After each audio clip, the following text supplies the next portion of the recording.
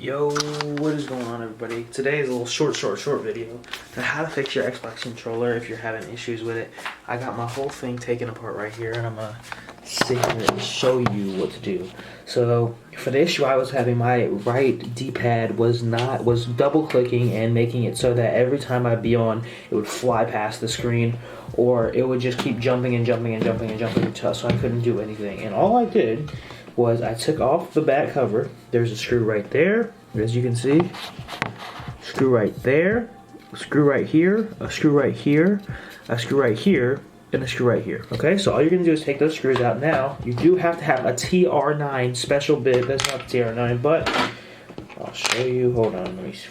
So it says T9, but it's a TR9. The difference is it has the small hole in the middle. It has that tiny hole in the middle. That's the only difference between a T9 and a TR9, by the way. But you're just gonna get your. Here I got this Hyper Tough 77-piece electronic repair kit at Walmart for like 13 bucks. So just go pick one of those up instead of spending $50 on a new controller or whatever, you know. I don't know how. This should work with a PowerA controller too. This is a regular Microsoft Xbox controller. So all you gotta do is, if you're having the issue, you're gonna see this thing right now. Oh shit, that's not supposed to happen. But if you do that and you mess it up, this is only gonna go one way. Now the only way you know which way it's gonna go is if you can see here. First of all, there's a tiny arrow on the back of this, so you probably can't see it on the camera. But yeah, you're not gonna be able to see that. But there's a tiny arrow on the back of it, and that goes pointing to the right. So it's gonna be always pointing to the right D-pad. And if you lose your way, the bottom thing right here is not pointed; it's curved. So these are like squared off, and this one's kind of like I don't know how. That's more rectangular. So what you're gonna do is, all you're gonna have to do is, you're gonna see something like this when you take it off. So mine was super dirty and had a bunch of literally like disgusting gunk on it, as you can see. And so all I did was clean it off right here, and then what you're gonna do is take it. And that my button's a little gunky still and doesn't really work, but I just checked it out and it did work. So I'll go ahead and show you how to put it back together. So it's very easy to take off all the screws, so that's why I figured I'd just show you this way. And let's get it. PSA, while you're in here, always give your controller shell a nice cleaning, because this should be gunked up as fuck. Like, it has all this crazy crap on the side of it. Just get in there with your nail, or with a wipe. I use a wipe on my nail, so I can just scoop along the edges there, and then yeah, you can actually see the really disgusting gunk right there. That's what was in my controller fucking it up. So that's probably what's gonna be to something like that. And if it's not, you probably have a broken button. So, which is on the motherboard of the controller, and you're not gonna be able to fix that. I don't know if controllers have motherboard, but they have I think they do. So, just the big circuit board, whatever that is. I think it's the motherboard though. The shell is gonna be very wobbly once you put it back on, but you're just gonna take your screw and you're gonna pop one right there. If I can get it in there correctly, there it goes. And then you take your little screw. Oh shit. You can take your screwdriver. I mean, this is pretty self-explanatory, as you can see right there. And then dot.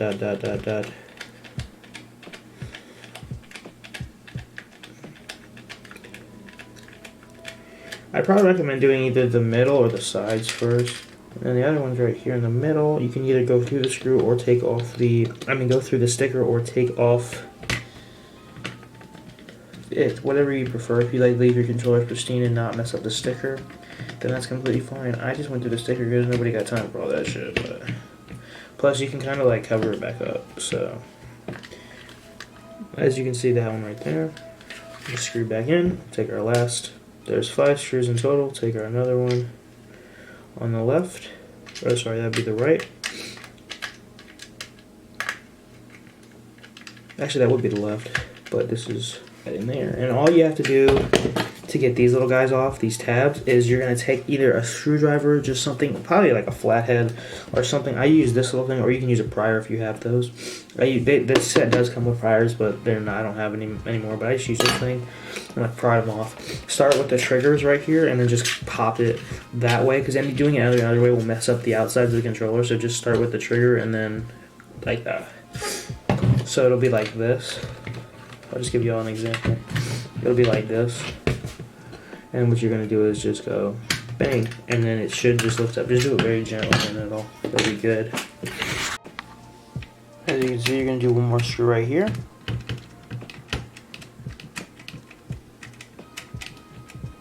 Okay, and then you're gonna do one more right there. So we're gonna go ahead and pop that junk in there.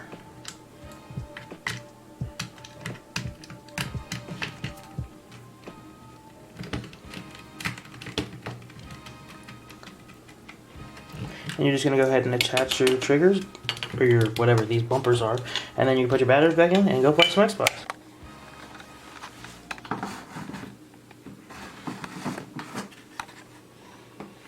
Here's your finished product, all done. After my repair, my controller did not work, but it's okay. Which is weird because when I put my shell, before I put the shell on, it was working, and then I put the shell on again and it stopped working. So, but I believe I have a button malfunction in the actual on the motherboard, like I was saying, so that could be your issue. So either it's some dust or you have a serious controller problem. And if you do, just the best way to check is to try to get one of those screwdrivers maybe, and if you see if you can borrow one, maybe not buy the whole set. That'd probably be your best bet, and see, or get someone who has those tools and ask them if they would take your controller, and then just clean off the D-pad. And if that doesn't work, you just need to go buy a new controller. Sorry about it. But that's the end of the video. I hope you guys enjoyed it. I hope it helps some of you guys, because but either you're gonna know if your controller is really fucked or it's just sort of fucked. So have fun. Have a great day. Peace out. I hope you guys enjoyed this video. If you did enjoy the video, remember to press like and subscribe. I really appreciate all your help. Peace out. Remember to have a wonderful day. I hope this helps somebody, and if it did, leave a comment below too. Peace out. I appreciate all the support. Bye.